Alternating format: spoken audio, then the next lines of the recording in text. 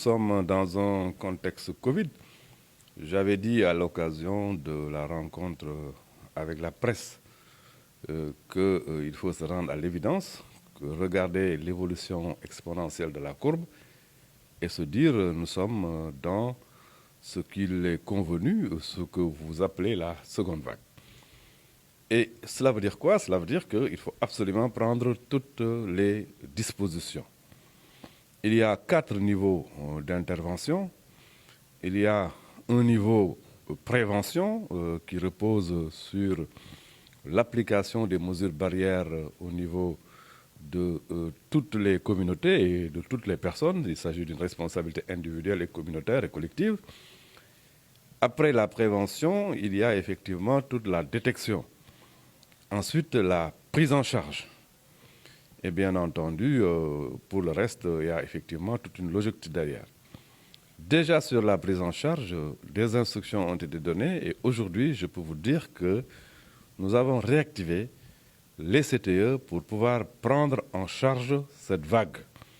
Mais aussi, nous avons effectivement réactivé tout le dispositif de prise en charge des urgences et des cas graves pour prendre en charge aussi à ce niveau l'augmentation des cas graves.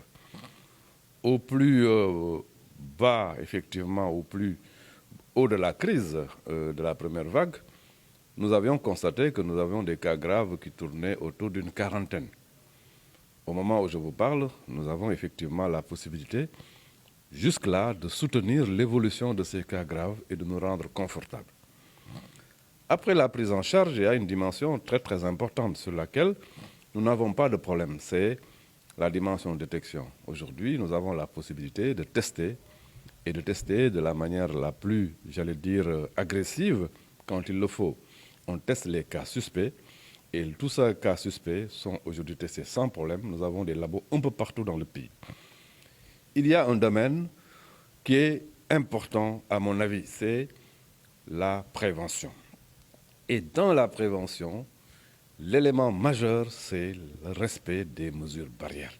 On ne peut pas économiser ce respect des mesures barrières. Il faut se rendre à l'évidence, dire les choses telles qu'elles sont.